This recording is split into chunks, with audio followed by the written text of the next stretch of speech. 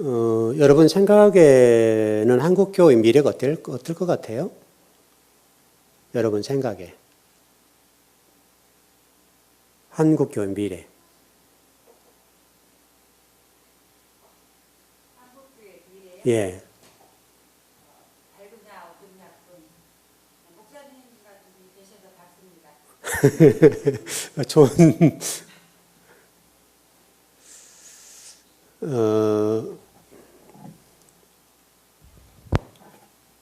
그 계시록 보니까요.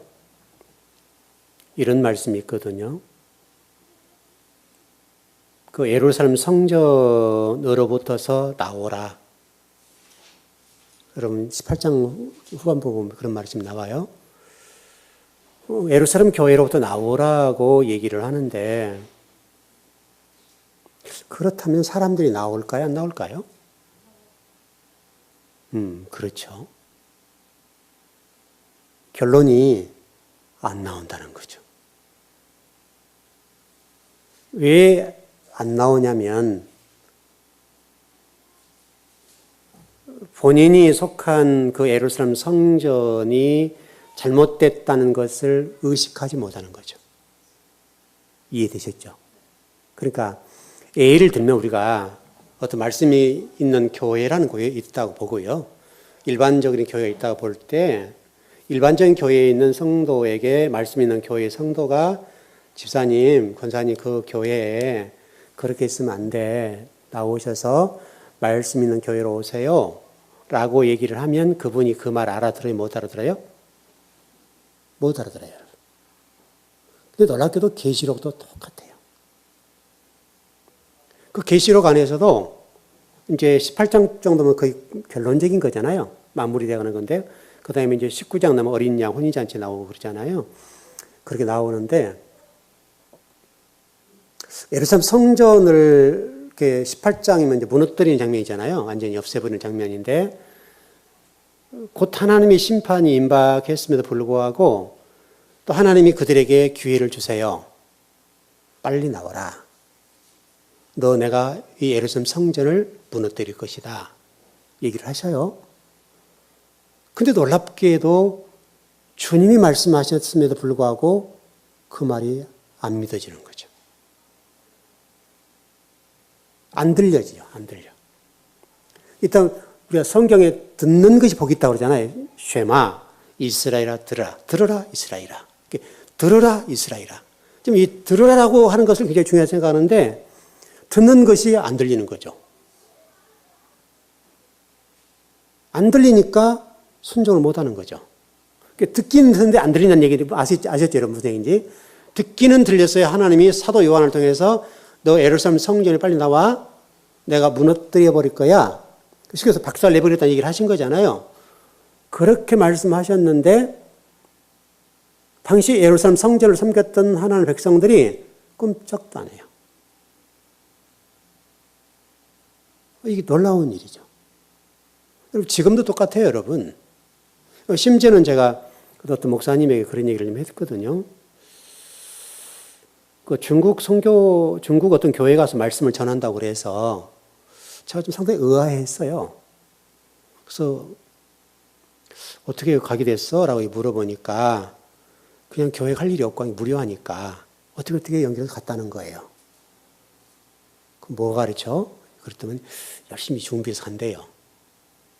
물론 중국 교회 안에서는 가능하겠죠.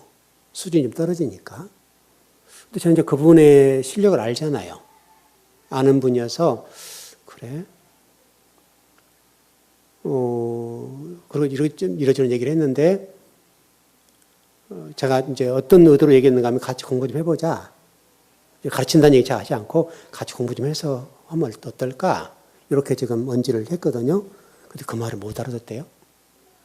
이제 자기가 목사이고 그쪽에서는 또 어떻게 보면 교수님이라 부르는 건지 뭐가 그것도 모르겠는데 어쨌든 어떤 신학교 가서 성경을 가르치게 되니까 그런지는 모르죠. 그래서 제가 좀 안타깝다. 그러니까 그 생각을 해보는 거죠. 여러분들도 아마 누군가를 만나서 어떻든 우리 교회 얘기를 좀 할 거 아니에요. 그러시겠죠. 뭐 하여튼 우리가 말씀이 있는지는 어떤지 모르겠지만 여러분이 어떤 느낌이 있을 테니까. 그래서 어떤 성도들에게 어떤 얘기를 했을 때에 그분들에게 와서 말씀을 먹어봐, 들어봐 하는데 안 듣는다고요. 이게 여러분, 그러니까 여러분들이 만일 우리 즐거운 교회라는 교회가 말씀 있는 교회라고 본다면 여러분은 엄청난 복이죠. 결국은 마지막은 말씀 있는 것과 없는 것과의 갈림거리게 나눠버린 거잖아요. 그런데 놀랍게도 말씀을 가진 자, 성도, 하나님의 아들들은 극소수에 불과하다는 거죠. 그러니까 예루살렘 교회, 특히 요한계시록 18장에 넘어가서 마찬가지로 거기에도 극소수의 성도만 있어요. 지금 제가 과거부터 쭉 했던 얘기지만 18장에 가서도요, 제가 18장이면 이제 19, 20, 21, 22, 이제 결론적인 거잖아요. 거의 18장 정도 가면요, 이제 반복적인 거예요, 주로. 말씀을 배웠던 걸 반복해줘요. 반복해주는데, 18장에 넘어가서 이렇게 제가 좀 정리하는데, 놀라운 사실은 그때 하나님의 사람들, 진리를 가진 자들이 그렇게 없다는 거예요. 아주 극소수예요, 극소수. 구약에 나오는 인물들, 우리가 신앙의 선조라고 하는 믿음의 조상들을 이렇게 쭉 우리가 열거할 수 있잖아요. 몇 명 이렇게. 쫙 이러면 얘기하면 나오잖아요. 그저 그렇게밖에 안 되는 거예요. 그러니까 노아홍수 사건이 8명이잖아요. 구원받은 사람이. 8명이 구원받았는데 그렇게 생각하니까 이게 작은 숫자가 아닌 거예요. 상당히 큰 숫자예요. 그래서 여러분들이 어떻든 간에 말씀이 들려지고 깨달아진다면 그것은 엄청난 복을 받은 거예요. 왜? 주님이 여러분과 함께 하시기 때문에 그래요. 듣고 깨달을 수 있다는 이 자체는요, 이 시대의 엄청난 사건이에요. 왜냐하면 안 들리니까요. 아무리 메시지를 전해줘도 안 들리고 또 가짜 복음을 전해줘도 그게 맞는 걸로 느껴질 수 있으니까요. 실질적으로 가짜 복음이 전해지는데 그분들은 그게 가짜 복음인 줄 모르잖아요. 참 복음인 줄 아니까. 왜? 계시록이 결론이니까. 어떤 계시록을 통해서 우리가 교회를 보면 한국 교회가 점점 어떻게 된다는 거예요? 망해질 거라는 거죠. 너무나 좀 안 좋게도 여러분 들을 수 있는데 성경 얘기하잖아요. 성경으로 얘기하는 성경으로. 성경적으로 계시록의 결론을 가지고 얘기를 하니까 한국 교회, 왜냐하면 그 예루살렘 교회가 한국 교회잖아요. 우리고. 그 모습으로 어떤 교회를 볼 때는 한국 교회 미래가 어둡다는 거죠. 왜? 말씀 있는 교회에 성도들이 거의 없다는 거죠. 일단 말씀을 전하는 주의 종들도 많지가 않고 또 말씀을 전한다 하더라도 성도들이 보이지 않고 왜? 못 들으니까요. 제가 지난번 그 주의로 조금 얘기를 했잖아요. 근데 그분이 어떤지 모르죠. 상황은 모르지만 어떻든 제가 목회자로서 여기서 말씀을 대하는 입장에서 볼 때 가슴이 철렁했어요. 저분이 어떻게, 왜냐하면 올 때 일찍 왔거든요. 일찍 온 분이고 신앙생활 오래 한 분이고 헌금 봉투도 해서 헌금도 하고 이렇게 한 걸 보면 신앙생활 1, 2년 한 분 같지는 않고 오래 했어요. 젊은 자매였는데 오래 했는데 예배 드릴 때 말씀을 잘 먹었거든요. 옆으로 의자 나와서 잘 먹었는데 생소했잖아요. 여러분들에게는 그렇게 생소하지 않을지 몰라도 그분에게는 굉장히 생소했을 거 아니에요. 듣도 보도 못했던 말씀들을 들었을 테니까 굉장히 생소하고 낯설었을 거 아니에요. 그래서 그런지 알 수 없는데 말씀을 먹다가 갔단 말이죠. 일단 좋게 생각하면 바쁘니 갔다. 이렇게 보면 좋을 것 같고요. 아니면 이게 뭐야? 이렇게 하고 갈 가능성도 있다고요. 만일에 이 두 번째라고 본다면 그분 말씀 들려져요? 안 들려져요? 안 들려요. 왜냐하면 평소에 들은 말씀이 아니거든요. 저는 그게 아니기를 바랄 뿐이죠. 그러면 그분만 그런가? 그러지 않죠. 제가 저쪽 평내에 가서 기도 한 번 하고 왔잖아요. 근데 그분이, 제가 원래 그 모교이잖아요. 신학을 다니던 교회니까. 목사님 단 한 번 세야죠. 한번 부르겠다고 그러더라고요. 그래서 저 양반이 성전 안 부르던데 왜 그럴까? 네, 그랬죠. 근데 전번에 교회 한번 이게 교인이 여기 재활원에 오셔서 교회에 와서 여기 1층 식사하고 좀 잠깐 만나서 얘기를 했는데 변 목사님은 특이하단 말이야. 특이하단 말이 자꾸 그 얘기를 해요. 근데 그 얘기를 하는 이유가 왜 그랬는가 하면 제가 그때 기도했잖아요. 평범한 기도를 안 했거든요. 평범한 기도 안 하고 그냥 그 교회의 상황을 제가 아니까 그렇게 기도를 했거든요. 그러니까 일반 기도 같지 않잖아요. 여러분들도 지금 기도에 나와서 하시면 기도가 일반적이지 않잖아요. 우리 교회 성도는 일반적인 기도가 아니에요. 다른 교회 성도들이 하는 기도가 확실히 달라요. 그래서 제가 그 기도를 제가 다 쌓아놓고 왔거든요. 쌓아놓고 와서 기도를 했는데 우리 교회에서는 일반적인 교회 기도고 평범한 기도잖아요. 근데 그 교회에서는 듣도 보도 못한 기도죠. 그러니까 그것도 꽤 복음을 전한다고 하는 교회인데 그것도 복음 세미나 같은 거 그런 복음에 관련된 것은 열심히 하신 교회예요. 그런데도 불구하고 그동안 듣지 못했던 기도를 했거든요. 그러니까 자꾸 목사님은 특이해 하는 이유가 저는 그게 뭔지 알아요. 이상하게 목사님은 좀 이상하다 이거잖아요, 저한테. 이게 특이하단 말이 아니라 당신 이상하다 그 얘기거든요. 그렇죠. 아무 얘기 안 하죠. 제가 할 얘기 없잖아요. 그래서 그분이 원래 그 출신이니까 그 출신 목사님들 한 번씩 다 부르거든요. 저는 한 번도 안 불러요. 워낙 제가 성경을 보는 줄 알고 있거든요. 신학 때부터 그때는 전도사 때 전도사님 성경 많이 읽으면 목회 못해. 자꾸 그런 얘기 하시더라고요. 저는 그 이해를 못 하겠네 지금도. 근데 그분이 다른 분들은 다 이렇게 불러다가 용돈도 주기도 하고 뭐 어떤 분은 2천만 원도 주기도 하고 막 그랬어요. 저는 뭐 가지도 않고 아무리 교회가 어려워도 가서 목사님 어려워요 해본 적도 없고 또 받을 생각도 없고. 그런데 어쨌든 좀 특이합니다. 자꾸 얘기를 하는 이유가 이제 본인 듣기에 기도 내용들이 좀 이상했던 것 같죠. 그런 느낌이에요, 제가. 그분도 성경을 꽤 이렇게 뭐 복음적으로 설교를 한다고 예를 쓰는 분인데 그분도 이해를 못하는 거죠. 기도에 대해서. 기도가 분명히 우리 교회에서 공부한 내용들에 나왔을 거 아니에요. 그걸 못 알아듣는 거죠. 그리고 목사님 특이해 자꾸 그랬어요. 특이하긴 특이하죠. 듣도 못했던 기도를 했으니까. 그래 놓고 당회실에 갔는데 그 기도하기 전에는 저한테 그랬거든요. 목사님 한번 제가 부를게요. 그랬거든요. 근데 어쨌든 부르지도 않고 말도 않고. 자, 여러분과 제가 정말 여러분들이 우리 교회가 많이 말씀 있는 교회라면 여러분들이 정말 복받은 분들이고 여러분들과 어떤 분들과 대화를 했을 때에 혹시라도 그런 문제 때문에 대화가 안 된다 하더라도 여러분 감사하십시오. 정말 계시록이 아니라 정말 이게 명확해져 버려요. 명확해져. 그러한 길에서 제가 우리 교회를 생각했을 때에 일반적인 교회를 세우고 싶지 않다는 생각을 했었잖아요. 좀 뭔가 다르지만 하여튼 우리 교회는 철저하게 말씀 중심의 교회로 가자. 철저하게. 철저히만큼 말씀 중심으로 교회를 가면 된다. 이 생각을 하고 제가 목회를 했는데 지금 생각해 보면 잘했잖아요. 왜냐하면 앞으로 한국 교회가 지금 굉장히 어려워진다는 전제를 보면 기존의 큰 교회들도 성도수가 급감할 거 아니에요. 제가 아는 목사님은요.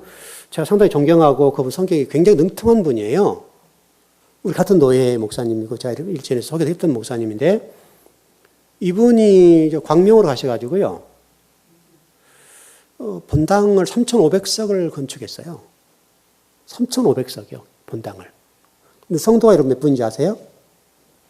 100명. 100명인데 3,500석에 본당이 3,500석에 1층, 3층 지하 다 있지 않겠어요. 그래서 어떤 성도들이 막 100억씩 했다고 제가 일전에 제가 말씀드렸잖아요. 100억도 하고 200억도 한 분이 계셨거든요. 근데 약속했던 성도들이 다 했겠어요? 안 했겠어요? 못 했죠. 어그러들고 막 그래가지고 교회가 빚이 엄청 많이 졌었어요. 근데 지금은요. 제가 이번에 그 노예에 좀 갔다 올 일이 있어가지고 가서 이렇게 그 월별 행사 계획표를 있죠. 노예. 여러분 사무실도 그런 게 있을 텐데 가서 보니까 제가 작년부터 그 얘기가 나왔었는데 가서 보니까 어느 교회 수습위원회 모임 이렇게 돼 있더라고요.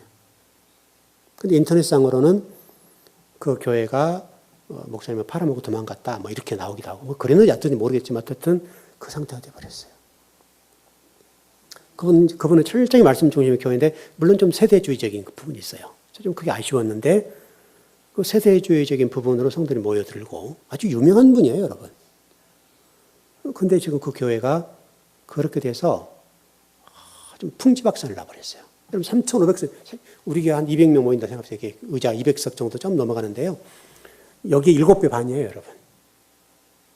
7배 반의 이게 교회인데 본당만 거기에 100명 모여서 예배를, 물론 지금 문제가 없을 때, 지금 어떤지 모르겠는데 만일에 100명이 모여있다 생각하면 어떻게 되겠어요? 여러분 얼마나 썰렁하겠어요, 여러분. 그래서 지금 굉장히 어려워졌어요. 아마 그 교회가 노예스님 어떻게 일을 진행하는지를 모르겠는데요. 제가 모르니까요. 어쨌든 분명한 사실은 그렇게 좀 교회가 어려워진다고요. 성도들이 100억씩, 200억씩 헌금한다고 했다가 딱 못 해버리니까 교회가 완전히 무너져 버린 것이죠. 지금 이거 얼마 안 됐어요, 지금 이런 지가. 물론 그동안 데미지가 있었겠죠. 데미지가 있어서 오다가 이렇게 좀 돼버렸어요. 그만큼 지금 이 시대에 대형교회, 원교회가 어떻든 무너지는 이 소리가 막 들려오는 거예요.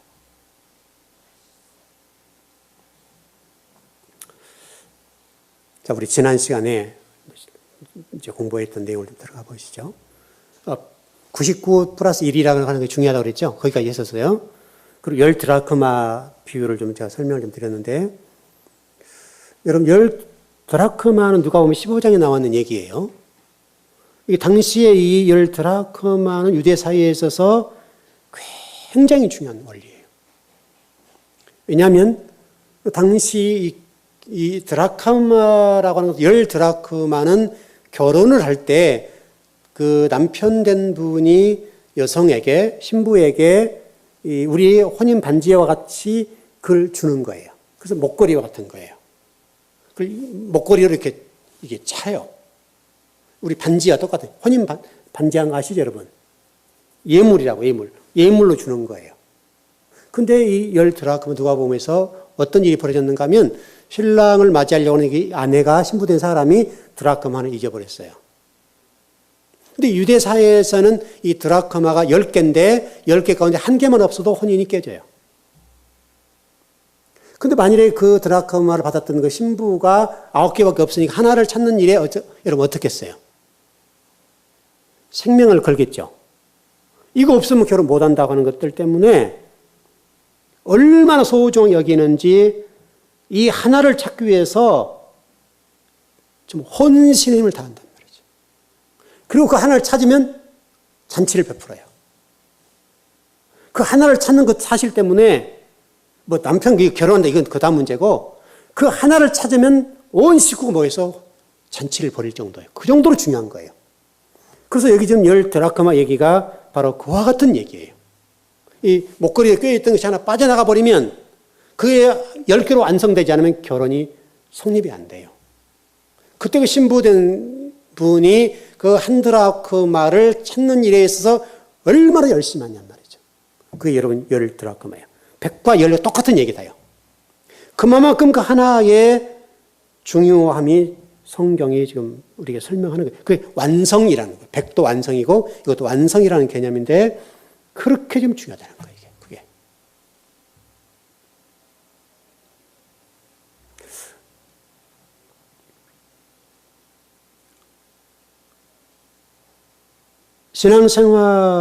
신앙생활이 이처럼 뭔가가 이렇게 딱 짜여지는 거. 성경은 철저하게 이 규칙에 의해서 흘러가요. 여러분, 그래서 아브람도 100세에 이삭을 낳고, 여러분, 그렇게 맞춰가는 거예요. 그 성경은 딱딱딱 아구가 맞아야 돼요. 그걸 완성해 가는 거예요. 그 완성이 안 되면 안 되는 거예요. 자, 오늘 저녁 우리가 지금 이제 번성을 좀 공부해 보려고 그러는데요. 생육이라는 관점은 하나를 낳는 것, 이 정도로 본다면 번성이라고 하는 것을 라바라는 단어인데요. 그 히브리 단어 라바라는 단어예요. 나바라는 단어인데 이 나바라는 단어는 증거하다, 증가, 번식하다 이런 뜻을 가지고 있어요. 그러니까 번성이라는 단어는 증가하는 거예요. 그러니까 여러분 생육 번성이라는 것을 우리가 얻는 생각하면 욕심적인 어떤 그 부적인 관점을 얘기할 수 있는데 그렇지 않고요. 복음을 전한, 진리를 전함으로 인해서 그렇게 되어가는 과정을 설명하는 거죠. 생육하고 번성하라는 말이 계속 나올 텐데 이 말은 양적 증가라기보다는 하나님의 자손이 증가하는 것을 설명하는 거예요. 성경은 전부 다 그런 쪽이에요. 핵심이. 저와 여러분에게 지금 뭘 말씀하신가 하면 우리 자신의 영적인 성장과 성숙뿐만 아니라 그 주변에 있는 많은 사람들, 우리 주변에 있는 사람들에게 그와 같이 생명의 말씀을 증거하고 생명의 말씀을 전해주어서 한 사람 한 사람씩을 번성시켜 나가는 성도가 돼야 된다 이거죠. 그게 지금 생육하고 번성하라. 지금 그렇게 성경이 흘러가는 거예요. 자, 우리 창세기 9장 1절 한번 보겠습니다.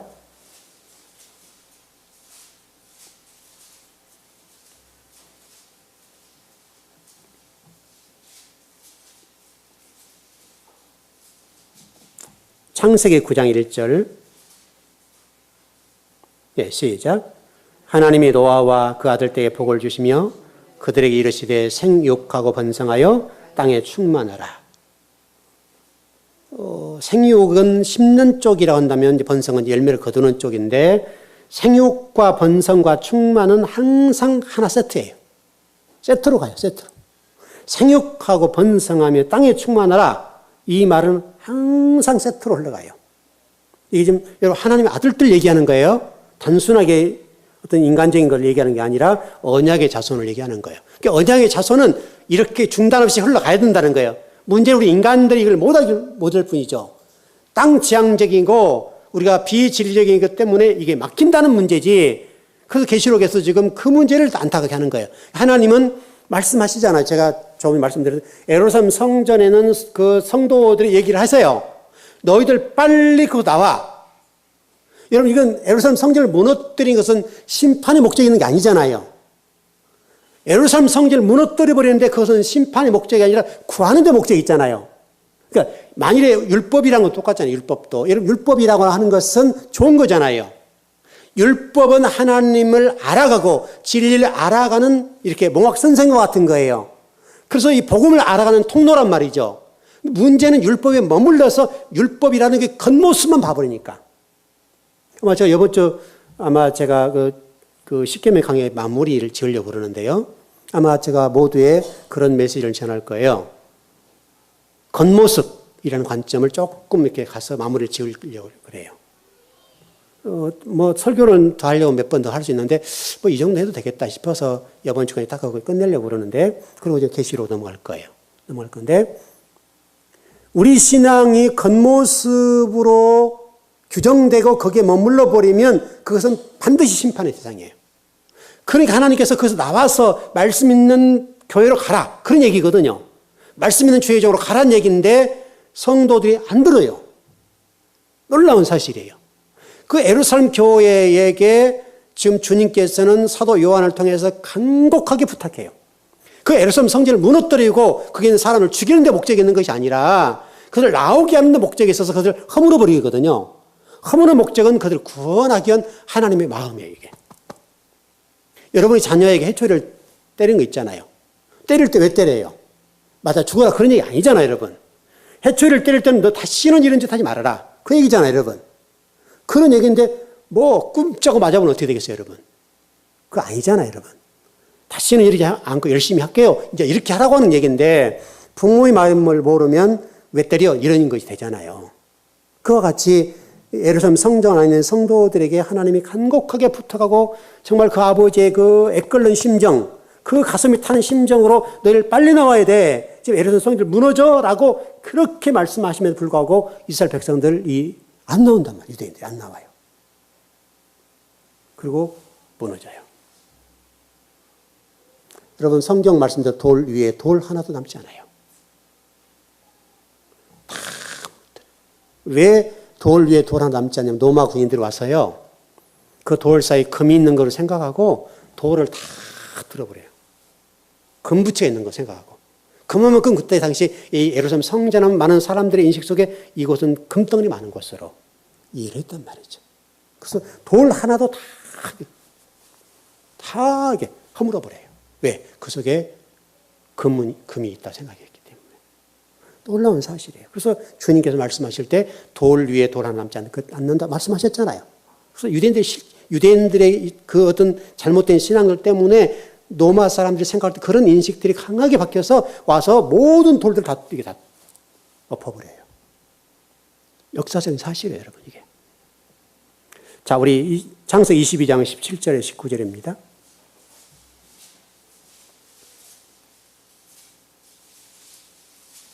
어떤 오늘 저기 번성까지 끝내보자고요. 예, 22장 17절, 17에서 19절입니다. 예, 시작. 내가 내게 큰 복을 주고 내 씨가 크게 번성하여 하늘의 별과 같고 바닷가의 모래와 같게 하리니 내 씨가 그 대적의 성문을 차지하리라. 또 내 씨로 말미암아 천하 만민이 복을 받으리니 이는 내가 나의 말을 준행하였음이니라 하셨다 하니라. 이 아브라함이 그 종들에게로 돌아가서 함께 떠나 부활세에 이르러 거기 거주하였더라. 자, 이런 질문 한번 해보죠. 여러분, 아브라함이 창세기 12장에서 갈대 우르를 나오라고 말씀하시잖아요.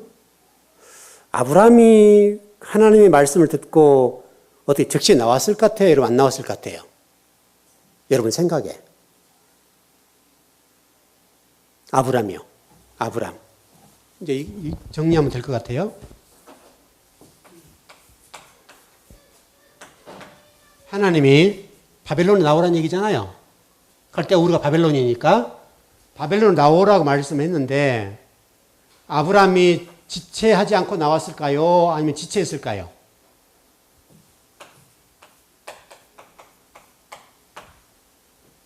여러분 생각 어떠세요?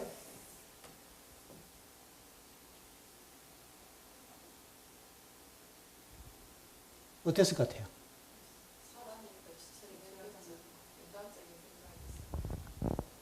자, 롯 얘기를 한번 보시죠. 롯이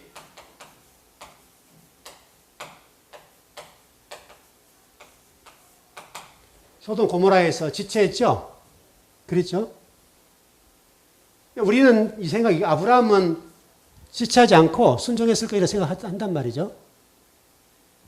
그런데 놀랍게도 아브라함도 지체합니다. 많이 지체합니다. 많이. 그 일로 여러분 실질적으로 여러분 그 12장 이전에 하나님 부르셨거든요. 부르셨는데 그 13장 창세기 그 11장이죠. 11장 끝부분에 보면 아브라함이 지체하고 하나님 부르심에 순종을 안 하고 불순종하니까 그 대가로 누구를 데려가요?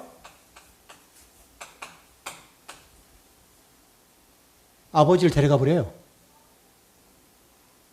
아브라함이 지체하니까요. 그 아버지였던 데라를 데려갑니다. 이런 13장 끝부분 나오죠. 데라가 하란을 어디에 죽어요? 하란에 죽어 불잖아요. 하란은 아브라함이 지금 바벨론 갈 때 우르 나와가지고 하란까지 왔잖아요. 그렇죠? 나왔어요. 지체하지 않고 가나안 땅에 가야 되잖아요. 여러분 그렇잖아요. 하나님 부르신 가나안 땅인데 가나안 땅을 못 가고 하란으로 피신을 했어요. 그래서 아브라함이 거기에 주저앉아요. 왜? 그 우상장사 했잖아요. 우상장사.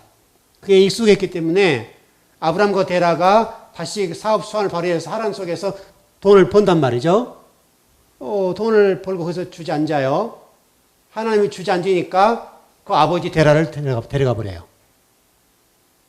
데려가서 아브라함이 순종할 수밖에 없도록 만드세요.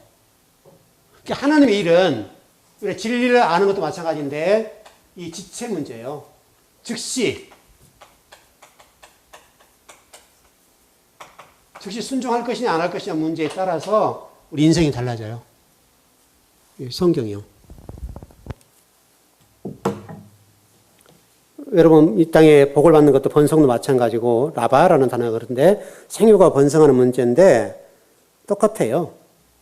바로 이 지체 문제와 즉시 순종의 문제 때문에 인생이 갈려요. 여러분 우리가 말씀을 들을 때도 시작시 순종하면 되잖아요. 근데 우리는 한번 간을 보잖아요, 간을. 우리 인간들이 그렇단 말이죠. 그래서 아브라함을 통해서 우리에게 말씀하시는 거예요. 너희들은 그러지 말아라. 아브라함이 저래가지고 내가 데려가 버렸다. 너희들은 이런 대가를 지불하지 말고 순종하는 삶을 살아라는 얘기거든요. 지금 얘기가. 11장부터서 이게 나오는, 왜냐면, 여러분, 창세기 11장 얘기가 무슨 얘기죠? 바벨탑 사건과 아브라함과 연결시켜 놨잖아요. 하나님 바벨탑 사건을 통해서 그들을, 바벨론이라는 이 하나님과 대적적인 관계를 무너뜨리죠. 그리고 대비시켜서 아브라함을 부르는 장면이잖아요. 하나님을 통해, 아브라함을 통해서 새로운 하나님 세계를 펼쳐가겠다고 하나님이 열어주시는 건데 아브라함이 즉시 순종하지 않고 지체하고 머뭇머뭇한단 말이죠. 왜? 지금 아브라함은 여러분, 수많은 일을 겪었잖아요. 인생살이 하는 동안에. 수많은 일을 겪었는데 그런 과정 속에도 아브라함이 불순종하고 하란으로 피신하는 거죠. 아버지와 더불어서. 하란 가에 똑같이 또 사업수완이 뛰어나니까 그곳에 바벨론과 이게 똑같은 곳이에요. 거의. 유사성이 있어요. 거리 가서 사업을 해요. 또 우상장사를 해요. 그때 하나님이 아브라함에게 책망하는 거죠. 또 불순종한 대가로 네 아버지 데려간다. 이렇게 돼버렸어요. 그래서 아버지가 하나님 부름 받아버리죠. 그리고 나서 아브라함이 순종하는 거예요. 우리가 신앙생활을 하면서 이렇게 되면 안 되는 거예요. 이런 구도로 가면 안 돼요. 대부분 우리 사람들은 이렇게 가요. 꼭 대가를 지불해야, 왜냐하면 이 대가요. 이 데라라는 이 대가.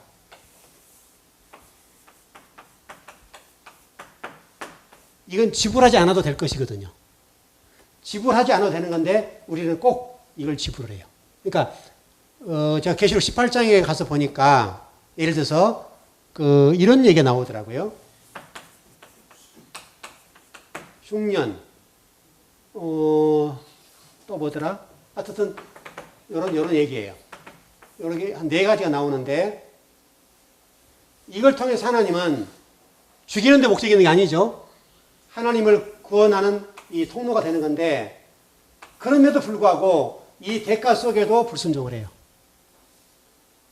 여러분 소돔 고모라를 보십시오.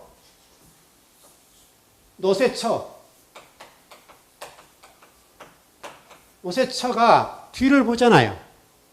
그래서 소금 기둥이 됐죠, 여러분. 여러분 이 당시에 롯이라는 사람이 말씀을 순종하지 않잖아요. 그러니까 자기 사위들이 롯의 말을 농담으로 여길 정도가 됐으니까 하나님 얼마나 그동안에 소홀히 여기고 경홀하게 여겼던 걸 알 수 있잖아요. 그래서 노새처도 똑같아요. 그 신랑 따라서 똑같은 사고를 가지고 신앙 가지고 있으니까 소돔 고모라 불타는 것을 본단 말이죠. 이 본다는 말은 미련의 문제잖아. 미련의 문제. 자신이 읽어놓은 미련 문제 때문에 못 돌아서는 거예요. 우리도 똑같아요, 여러분. 앞으로 가면 이기는 건데, 승리하는 건데, 하나님 길을 열어놓으시는 건데, 우리가 노새처와 같은 그런 신앙관을 가지고 하는 경우들이 너무너무 많은 거예요. 너무너무. 그래서 이게 소금기둥이 돼요, 소금기둥. 여러분, 이거. 여러분, 그쪽 가면 반드시 여러분, 이거 소금기둥 한번 볼 거예요, 여러분들. 나중에, 우리 전선 가서 보셨어요? 보셨죠? 소금기둥 있어요, 이렇게 쭉 있어요. 이게 노새처란 말이죠. 여러분과 저는 이게 뒤를 돌아보면 안 돼요. 신앙은 직진이에요. 여러분, 제가 이렇게 설명드렸죠. 베이트라는 단어를 제가 설명드렸던 것처럼 이게 베이트라는 단어예요. 신앙은 앞으로 가는 거예요. 이거 안 보는 거예요. 오직 앞으로. 직진이에요, 직진. 좌도 우도 뒤도 안 보고 앞으로 가는 거예요. 이거 답이 다 끝나버리죠. 이렇게 되면 하나님 반드시 우리 성공해 주겠다, 너 형통해 주겠다라고 말씀하셨기 때문에 우리가 그 말씀 읽고 하는 거죠. 이렇게. 이 내용대로. 이게 신앙생활이니까. 근데 우리는 그러지 않는 거죠. 번성의 문제 똑같아요. 결국 이 번성의 문제나 생육의 문제, 충만의 문제도 다 이 문제와 다 연결돼요. 이 문제와.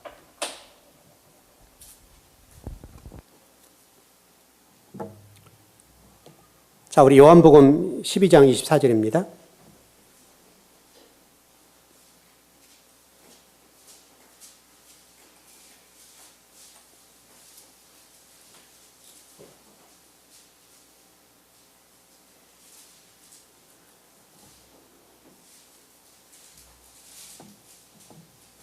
요한복음 12장 24절입니다. 네, 시작. 내가 진실로 진실로 너에게 이르노니 한 알의 빌이 땅에 떨어져 죽지 아니하면 한 알 그대로 있고 죽으면 많은 열매를 맺느니라. 우리 전번 주일날 배웠던 거 똑같죠? 똑같아요. 한 알이 죽어야 돼요. 우리가 죽었으면 문제가 없다 그러잖아요. 안 죽으니까 문제가 되는 거죠. 여러분 이 시대가 다 똑같아요. 다 똑같잖아요. 자, 로마서 6장 22절 23절입니다.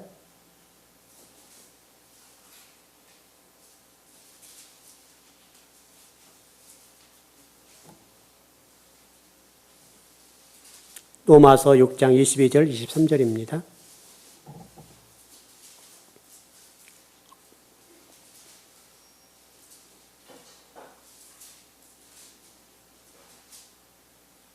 예, 시작.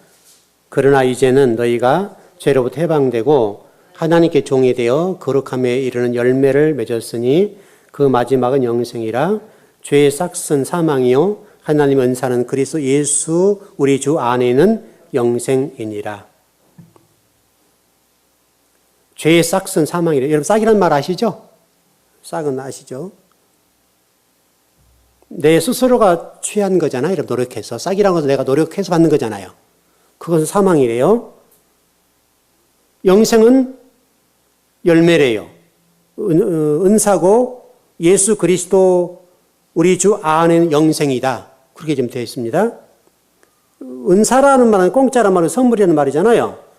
사망은 자기 수고로, 우리 신앙생활 내 수고, 자꾸 이런 식이잖아요. 그동안에 우리가. 근데 여러분들은 이제 좀 혼동이 올 수가 있는데, 우리가 그렇게 하지 말자고 제가 많이 가르쳤는데, 주님이 이렇게, 주님이. 제가 그렇게 말씀을 많이 가르쳤는데요. 바로 이런 문제 때문에 그래요.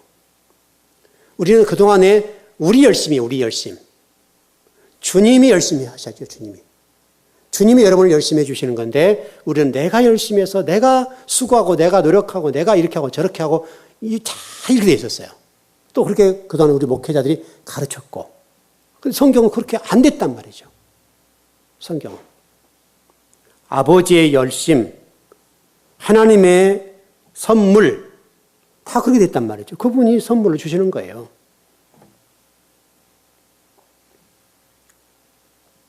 자, 좀 정리해 봅시다. 갈라디아서 5장 22절, 24절입니다. 여러분 똑같은 얘기인데 여러분과 우리 알았던 거와 좀 다른데요.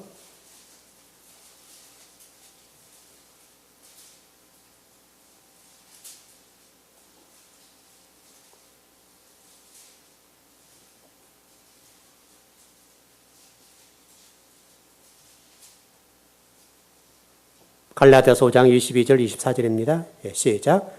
오직 성령의 열매는 사랑과 희락과 화평과 오래 참음과 자비와 양선과 충성과 온유와 절제니 이 같은 것을 금지할 법이 없느니라.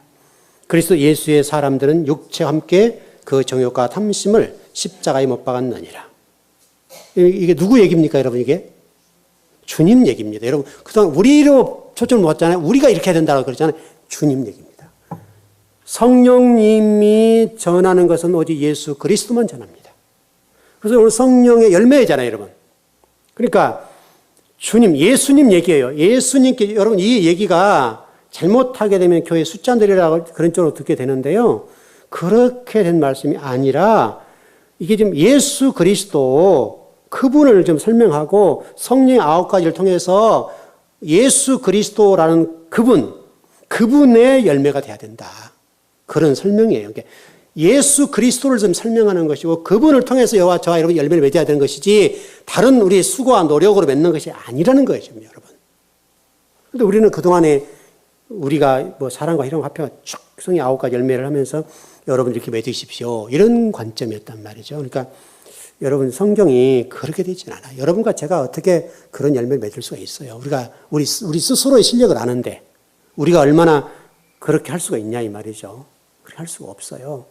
그러니까 좀 정리를 해보십시다. 성경은 오직 예수 그리스도 얘기고 지금도 똑같습니다. 그 예수를 통해서 저와 여러분이 하나 되라. 그 하나됨으로 인해서 성령의 9가지 열매를 맺을 수가 있고 거기에서 영생도 이루어지고 그걸 통해서 하나님 나라가 확장되고 여러분들이 이제는 예수 그리스도가 되셔야 되고. 그렇죠? 그 얘기입니다, 여러분. 성경이 그 얘기를 하는 거예요. 번성이라고 하는 것은 그와 같은 걸 통해서 여러분이 성령의 열매를 맺고 또 많은 사람들에게 주의 복음을 전해서 하나님의 백성을 만들어가는 과정. 그래서 양쪽으로 이렇게 퍼져나가는 거죠. 그것이 번성이라는 단어입니다. 그것을 라바라는 단어로 좀 설명을 하고 있습니다. 충만에 대해서는 우리 금요일 날 공부를 하겠습니다. 기도하겠습니다.